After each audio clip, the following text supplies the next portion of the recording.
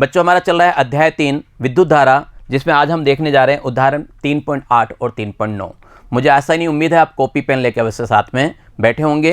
NCERT book का अपना उदाहरण 3.8 पढ़ते हैं। यहाँ लिखा हुआ है विहित स्टोन सेतु की 4 भुजाओं के प्रतिरोध बताए हुए हैं। यहाँ पे एक विहित स्टोन सेतु है, अपन ने थ्योरी पार्ट में पढ़ा था, इसको अच्छी तरह समझ में आ गया था हमें, ठीक है। तो यहाँ पे ए बी यानी ए बी भुजा पे 100 ओम का प्रतिरोध लगा हुआ है, ये रहा अपने पास कितने का, ये 100 ओम का। बी सी पे अपने पास 10 ओम का है। सी डी पे अपने पास 5 ओम का है, ये रहा। और फिर इन्होंने क्या किया, डी ए पे 60 ओम का लगा रखा है, ये 60 ओम का लगा रखा है इन्होंने, ठीक है। तथा 15 ओम प्रतिरोध के एक गैल्वेनोमीटर को बी डी के बीच में जोड़ा गया है। बी डी के बीच में क्या किया, 15 का एक जोड़ दिया। गैल्वेनोमीटर से प्रवाहित होने वाली धारा को परिकलित कीजिए और एसी के मध्य 10 विभव लगा हुआ है, 10 वी लगा हुआ है एसी के मध्य, ये लग रहा है अपने पास, ठीक है। अब अपने को क्या करना है, हमें पता करनी है धारा, गैल्वेनोमीटर से कितनी धारा बह रही है, ठीक है। अगर आपको फॉर्मूले याद हैं आसानी से कर सकते हैं, है ना। चलिए किरचॉफ वाला नियम लगाएं। तो किरचॉफ के नियम से बिंदु ए पे जाएंगे आप, तो बिंदु ए पे देखो क्या है अपने पास, इस बिंदु पे क्या होगा, देखिए धारा किधर किधर जा रही है, इधर भी जा रही है, इधर भी जा रही है ना। तो यहाँ पे क्या होगा, I1 + I2 बराबर क्या होगा, I ले लेंगे, ठीक है। हम एक लूप की बात कर लेते हैं, किरचॉफ का क्या लेंगे, अब सेकंड लॉ लेते हैं। किरचॉफ के सेकंड लॉ से हम लूप ले रहे हैं ए बी डी ए, चाहे तो चित्र में देख लें, ए है ना, फिर बी, फिर कहाँ डी और ए, इधर वाला पार्ट ले रहे हैं। समझिए बात को, हटा दूं साफ कर दूं तो आपको ये शायद अच्छी तरह नज़र आ जाएगा। इसको थोड़ा सा चित्र को साफ कर देते हैं, ये देखिए आप। तो ए बी डी ए की बात कर रहे हैं, ए बी डी ए की बात कर रहे हैं, ठीक है। दिशाओं का ध्यान रखना, दिशाओं का ध्यान रख के आप किरचॉफ का नियम लगा सकते हैं। तो वहाँ पे हमने क्या किया, ए से बी गए, बी से डी गए, डी से ए गए, तो वहाँ पे देखिए क्या आएगा, 100 लगा हुआ है, यहाँ पे क्या है 100 I1 हो जाएगा, है ना। समझिए बात को, ये अपन ने लिख दिया इसका 100 I1। वो वाला आपको 15 बताया गया था, यहाँ पे देखिए, यहाँ पे 15 ओम जोड़ा गया था, यहाँ पे क्या था, ये 15 ओम था, तो 15 से गुणा हो जाएगा ये, ठीक है। तो 15 IG हो जाएगा, ठीक है। फिर देखिए इसकी बात कीजिए, यहाँ दिशा क्या हो गई, विपरीत हो गई। देखिए इधर से गया, इधर आया, लेकिन ये क्या हो रहा है, इधर जा रहा है। सदिश नियम भी लगा सकते हो आप। तो दिशा क्या हो गई, यहाँ पे विपरीत हो गई। दिशा विपरीत हो गई तो आप क्या करोगे, बताइए क्या करेंगे आप, माइनस का लेंगे। इसको साफ कर दे, दिख रही होगी आपको दिशा, ये देखिए यहाँ पे इसकी ये गया, लेकिन इसकी दिशा क्या हो रही है, विपरीत जा रही है। इसकी दिशा विपरीत जा रही है, तो यहाँ पे क्या करेंगे अपन, माइनस का लगाएंगे। इसलिए माइनस का क्या किया अपन ने, 60 I2 कर लिया। थोड़ा सा हल कर लीजिए, कटता है तो किसी से काट दीजिए। 5 का भाग पूरे में जा रहा है, 100 में 5 का भाग गया 20 बार, 15 में 3 बार, और 60 में क्या हो गया, 60 में कितनी बार, 5 का 12 पंचे 60। तो यह हो गया अपने पास 20 I1 + 3 IG - 12 I2 बराबर क्या हो गया, 0। पहले वाले को समीकरण 1 दे देंगे और इसको दे दिया हमने समीकरण नंबर 2। पहले को 1 दे दिया और इसको क्या किया मैंने, समीकरण नंबर 2 दे दिया। अब क्या करें, दूसरे वाले पार्ट में जाओ। अभी तक हमने क्या किया था, इधर वाले पार्ट में थे, अभी तक हम क्या थे, इस वाले पार्ट में थे। अब उस वाले पार्ट में जाओ। उस वाले पार्ट में जाने का मतलब कहाँ है, उस वाले पार्ट में जाने का मतलब है बी से सी और सी से फिर क्या डी, है ना, और फिर बी लें, यही करना है। तो चलिए इस वाले पार्ट को देखते हैं, इधर वाले पार्ट को देखिए। यहाँ पे बी से सी ये जा रही दिशा, इधर जा रही है, ध्यान देना। देखिए एक बार, ये इधर जा रही है ना, ये दिशा कहाँ हो रही है, इधर जा रही है, और ये दिशा इधर जा रही है, और ये इधर जा रही है। तो कुल मिला के बी डी सी तो लगातार चल रही थी, लेकिन ये दिशा क्या हो गई थी, उल्टी हो गई थी, है ना। तो इस बात का ध्यान रखेंगे। तो हम उसी क्रम में ले चलते हैं, है ना।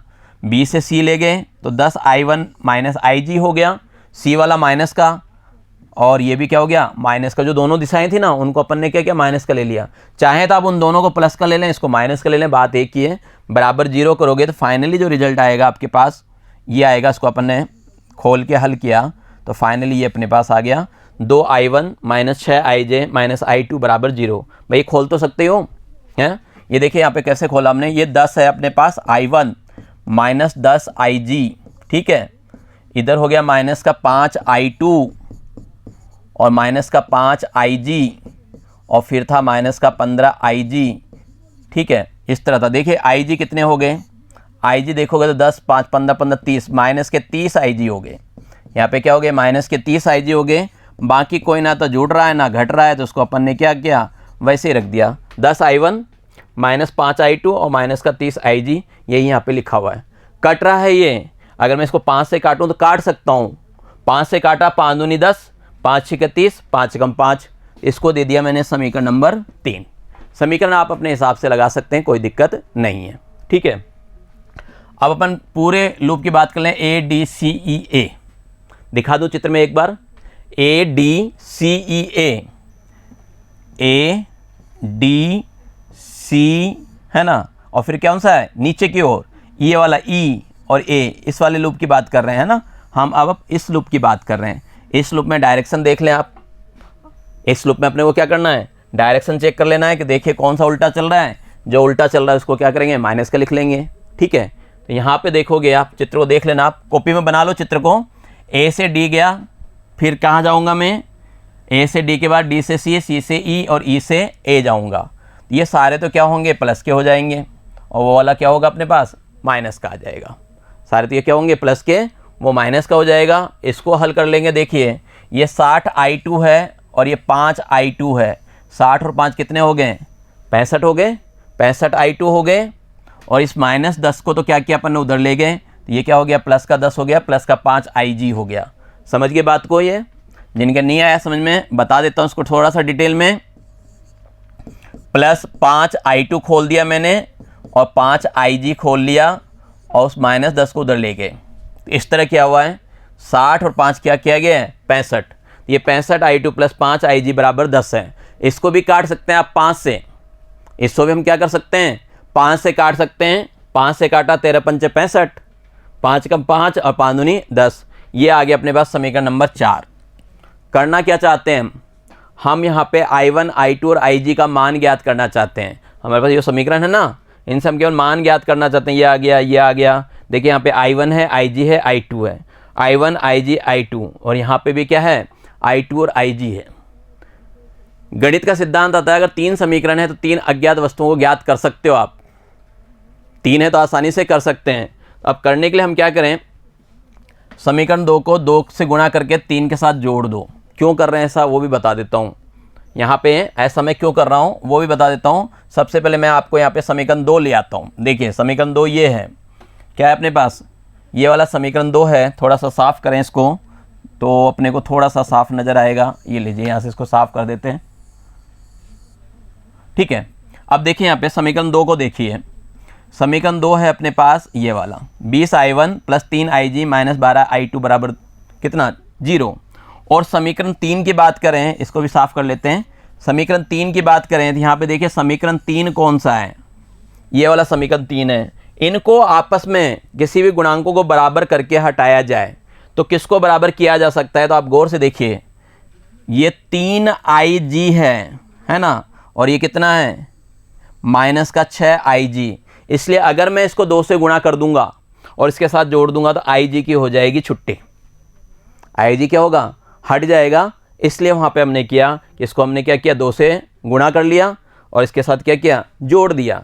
जब 2 से गुणा करोगे यहाँ पे तो ये 20 दूनी कितना हो गया, 40 है ना, और ये कितना हो गया, 2 42। यही काम तो किया हुआ है यहाँ पे, हमने क्या किया, यही काम कर रखा है। इनको जोड़ क्या किया, समीकरण 2 को हमने क्या किया, 2 से गुणा किया और उनको फिर क्या किया, 3 के साथ जोड़ दिया, ठीक है। इसको क्या किया, 2 से गुणा करके और 3 के साथ क्या किया, हमने जोड़ दिया।